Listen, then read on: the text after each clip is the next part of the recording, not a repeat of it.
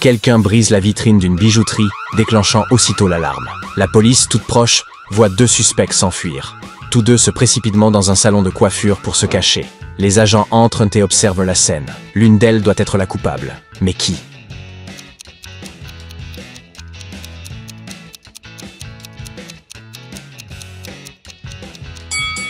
Oui, c'est bien elle.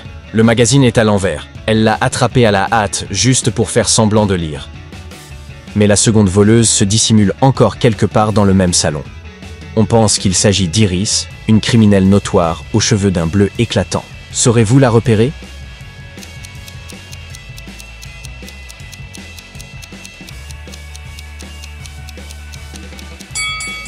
La voici, regardez bien. Le mannequin est chauve. Elle lui a arraché sa perruque pour masquer la couleur de ses cheveux. Lily veut entrer dans une soirée privée. À l'entrée, 2 gardes demandent un code à chaque invité. Un homme fortuné s'avance. Les gardes disent « Dauphin ». Il répond « 1 » et passe sans problème. Puis, un couple arrive. Les gardes disent « Hippopotame ». Ils répondent « 3 » et on les laisse entrer. Lily croit avoir compris la logique. Quand vient son tour, les gardes annoncent « Tigre ». Que devrait-elle répondre?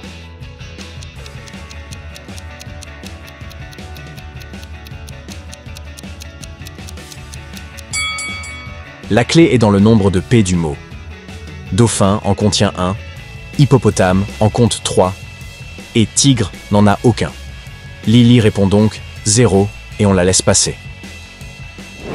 2 voleurs préparent un casse dans le manoir de l'homme le plus riche de la ville. On l'appelle Monsieur Flouze, et il a bâti sa fortune grâce au commerce d'améthystes. Ils atteignent enfin son coffre-fort. Mais il reste fermé sans la clé adéquate. Selon vous, laquelle ouvre le coffre?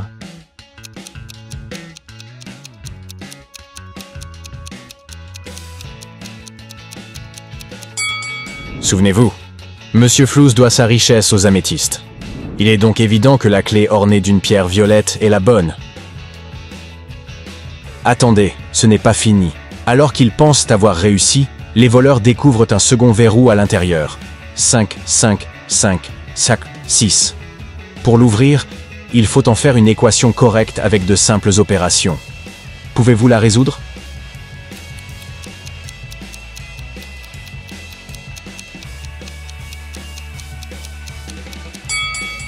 Voilà.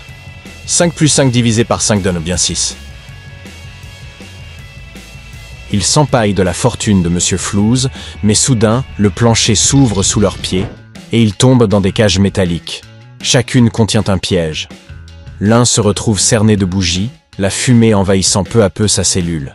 L'autre est enfermé avec une nuée de souris. Tout semble perdu, mais l'un d'eux n'a rien à craindre. Lequel?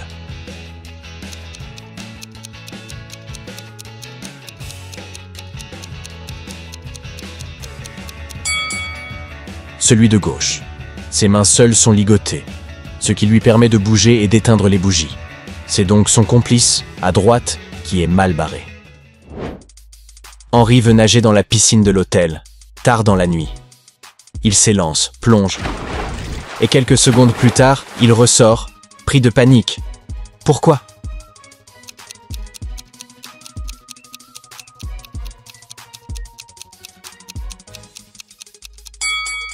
Regardez bien cette ombre. Ce n'est pas un alligator gonflable, mais un véritable crocodile. Fuis, Henri, fuis! Evelyne se détend au spa avec son petit ami. Elle prend un selfie et le publie en ligne. Quelques minutes suffisent pour que les mentions « j'aime » affluent, mais sa belle-mère lui envoie un texto.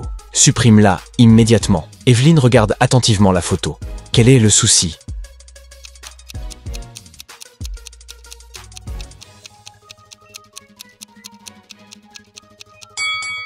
Regardez l'horloge dans un coin. Il est 15 heures.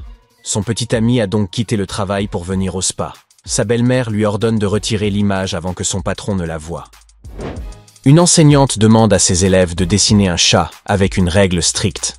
Les garçons ne peuvent utiliser que des crayons verts, les filles uniquement des crayons violets. Un par un, les élèves prennent leurs crayons. Quand c'est au tour d'Aurore, il ne reste plus qu'un crayon violet. Pourtant, elle dit « Désolé, je ne peux pas l'utiliser. » Savez-vous pourquoi?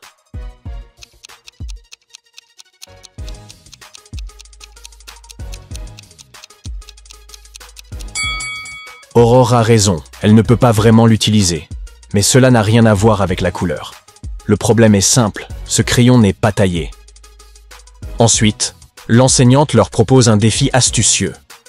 Elle écrit cette énigme au tableau et demande « Comment pouvez-vous écrire le mot Sunday ici ? Pouvez-vous le comprendre avant eux ?»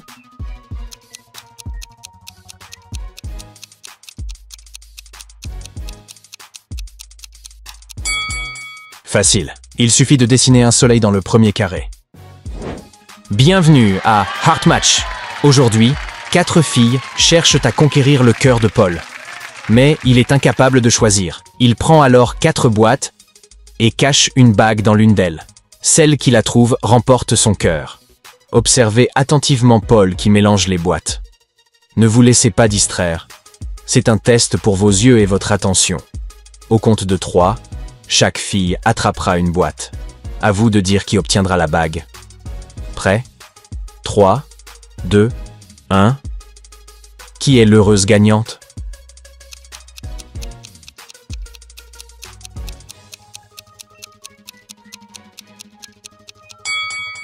Exact, Julia est la gagnante. Oh non! Daniel est coincé dans un ascenseur qui tombe rapidement. Il appuie sur tous les boutons, mais rien ne fonctionne. L'ascenseur continue sa chute. Quelle est la solution la plus sûre pour lui? A. Rester debout. B. Essayer de sauter avant qu'il n'atteigne le fond. C. S'allonger.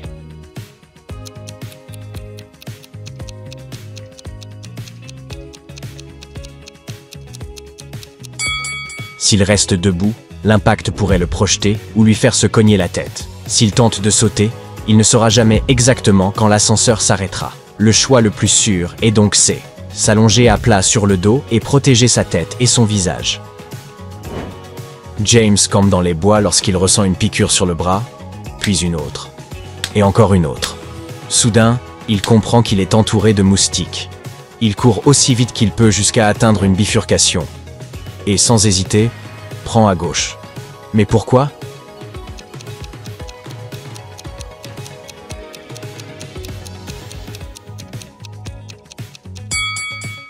Le lampadaire peut sembler sûr, mais il n'éloigne pas les moustiques. Le feu de camp, en revanche, le fait, car la fumée les repousse. Voilà pourquoi James a choisi la gauche. Un roi ancien capture un ennemi. Mais aujourd'hui, il est d'humeur clémente. Pour se montrer magnanime, il laisse l'homme choisir sa cellule. Mais attention, il ne peut voir que les formes planes des cellules avant leur construction. Laquelle devrait-il choisir ?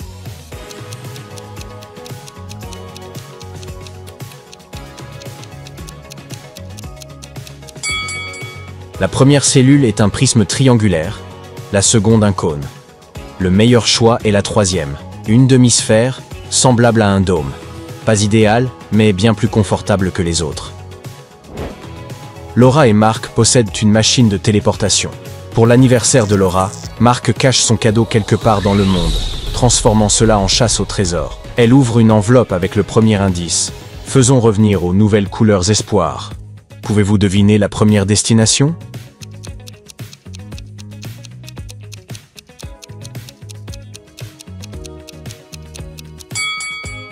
Prenez la première lettre de chaque mot. F, R, A, N, C, E. Exactement, la France. Sous la tour Eiffel, Marc lui offre une tulipe rouge, un paquet cadeau et une note indiquant « Le deuxième indice est juste sous ton nez ».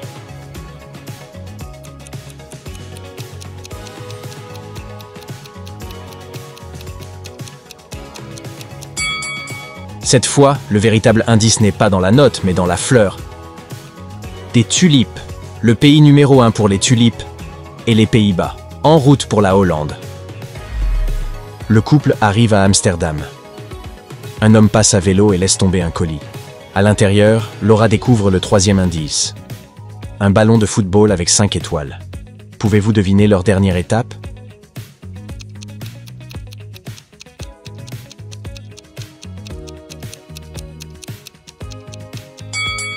C'est le Brésil, le seul pays ayant remporté la Coupe du Monde 5 fois. Enfin, Laura reçoit son cadeau d'anniversaire.